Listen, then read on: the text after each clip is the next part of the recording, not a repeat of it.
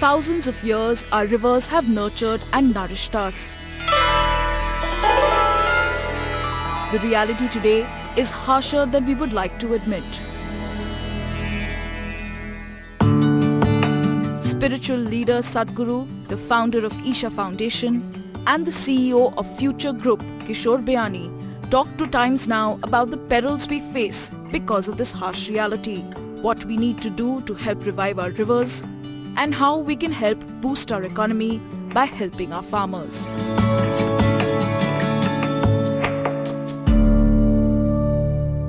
India, our country, derives its name from a river. But over the past few years, we have somehow forgotten the strong bonds that we share with our rivers. Sadhguru is now planning to remind us of our duty to our rivers. Welcome, sir, to Times Now. First of all, I want to know what exactly is your project Rally for Rivers? As you said, our rivers are depleting for sure. We must understand that only 4 to 5% of our rivers are glacial waters. Rest of it is all forest-fed.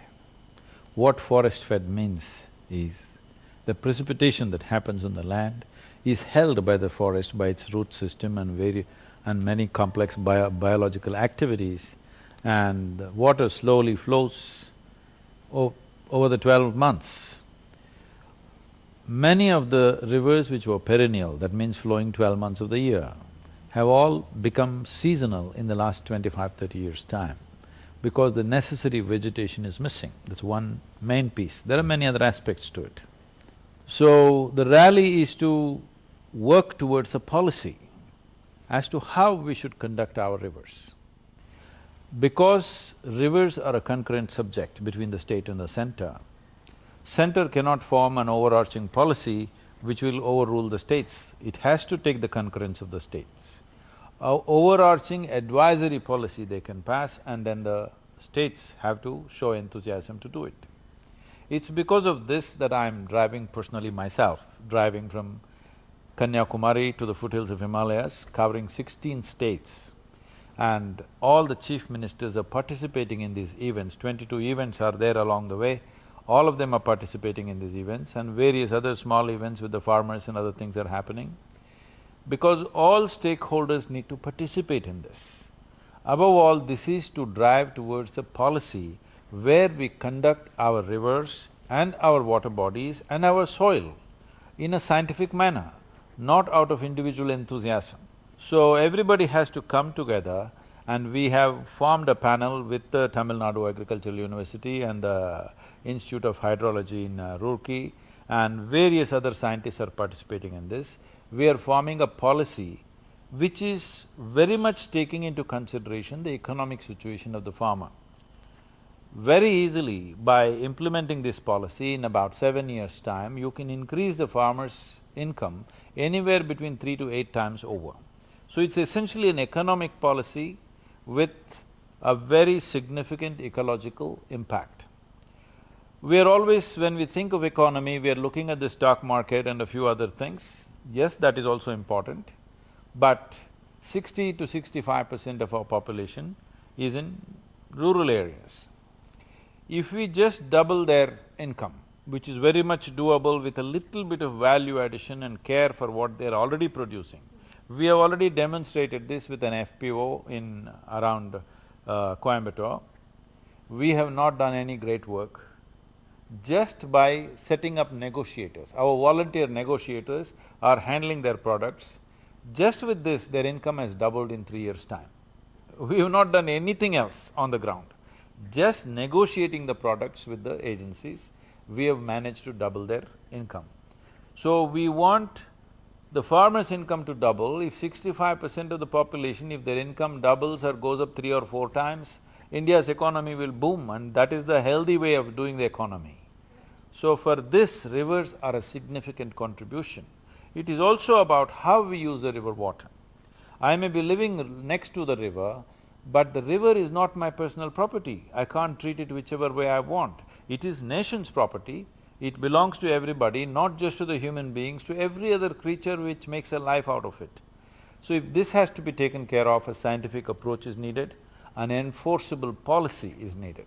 So we are driving towards a policy, we are preparing a draft policy recommendation which we will present to the government on 2nd of October when we finish the rally. Based on that, government will have many of its own inputs. There is a Niti Aayog and various other scientific bodies, all of them can come together. Above all, we've opened up the field. For anybody who thinks that they have a better idea, they must contribute. This is not an agitation, this is not a protest.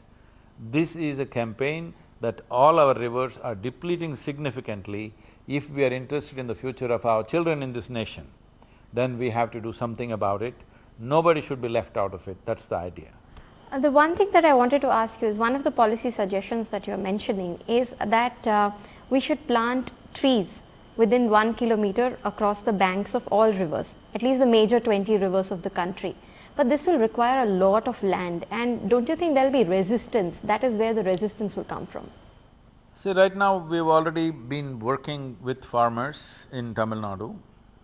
Over 20 years' time, we've been doing this project Green Hands, which has also gotten Paryavaran Puraskar for the highest national award for it. Not because we've just planted trees, a scientific way of approaching it. There are many examples. Why you have in Maharashtra, why I should talk about Tamil Nadu examples, there are many examples in Tamil Nadu, but here Anna Hazare has done barren land, just with proper plantations and things, this village has become prosperous. Water is flowing. There is one farmer somewhere close to Mumbai, just 6 acres of land, planting a tree with trees in a in a proper calculated way. His income has gone up many-fold. I can show you any number of farmers moving to tree-based farming. A combination of things, not just one kind of tree, variety of things must happen. If this has to happen, we are also running a campaign that in everybody's diet, your diet should be at least 30% fruit or tree-based. This is not today's thing. For thousands of years we've been talking about it. When travelers came to India, people like Megasthenes and the Chinese Yuan Sen and even our own Kautilya, all of them have mentioned the significant part of Indian diet was fruit. And some of the travelers have commented, the sharpness of Indian intellect is because of their fruit consumption. But today only 4% of our India's diet is fruit. Still we are the second largest fruit producer because now the distance between the producer and the consumer is so much and there is no preservation, 60% of the fruit is going waste. For this we have an entire economic plan, how to do it and how farmers' income can multiply. Farmer will only protest if you try to take away his income. Now if you give him a plan and a support system, how he can manifold improve his economy, he's not going to protest. So first we will set up economic modules, large-scale economic modules, which will be a success. There's no question because we've done this experimentation for over 20 years and worldwide it's been done before us many times. So if we do this as an economic plan, there will be no resistance, it's just that it must be implemented in a scientific manner. I'm insisting on a scientific manner because many environmentalists, I believe with the best of intention, they've done terrible things to the rivers. In Maharashtra particularly it's happened, people have dug up the rivers completely. See, a river bed is a very complex process. It is something that is evolved over 1 million years' time. You never dig up the river. It's… traditionally, I know sayings in Kannada and Tamil where they say, if you dig up the river, Daridram is coming. That means the worst days are coming for you the moment you dig up the river. But today environmentalists have dug up huge pits, kilometers long, in the river. Maybe it was done with the best intention, but this is murder of the river, you completely killed it. So individual enthusiasm is fine, but action must happen in a prescribed scientific manner, the way it needs to be done. This is why a policy is very important. You're passing through around 16 states, as you mentioned, and 13 of them have pledged some support or the other. And in 2 states you have already started work, which is Maharashtra and Madhya Pradesh. Could you throw some light on what sort of work is going on? So in Maharashtra and Madhya Pradesh, we are on a consultative basis. Maharashtra has taken a huge step, Chief Minister's initiative. Now they want to plant 50 crore trees in 4 years' time. which is a very ambitious plan. So for this, because we have decades of experience in how to plant trees and what type of trees should be planted in different terrain, we are on a consultative basis. In Madhya Pradesh, as a test, we went in about 1.5, 2 years ago, and since then they've made this Namami Narmada into like a people's movement. On the ground, some action has happened, many more things need to happen, they're working on that.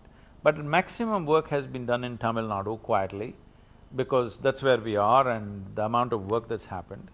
Above all, the culture has changed. People have become caring about the trees and the vegetation, now they understand this is what is the basis of our survival. But the results will come after some time. This is the reason why the rally, this is the reason why we are seeking support is. This is not an election-winning campaign. This is not an election-winning policy either. This is something, the reason why we want to gather a huge massive support and these missed calls and things is, we want to assure the government, if they take long-term policies, something which is of long-term impact, something which will make a difference in the next 25 to 50 years, we will stand by you, the people of India will stand by you. We are tired of policies which are populistic, where you give me a sari or a dhoti or something else and winning elections. That's gone. People of India are mature enough that if you make a really long-lasting policy and explain it to the people, people will stand by you. This maturity we want to exhibit so that the governments, after all democratic governments, their lifespan is 5 years, they're definitely worried about what kind of policy to make and what is the impact it will have on the electoral battles that they have to fight.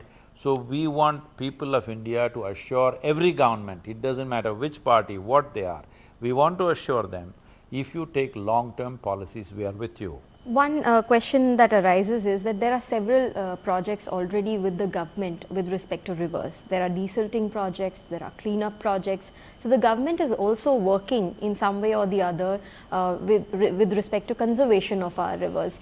Why then is this policy so important? See, when you talk about desilting, a river does not need desilting. It's only the lakes which need desilting. But people are unfortunately desilting the rivers. If you desilt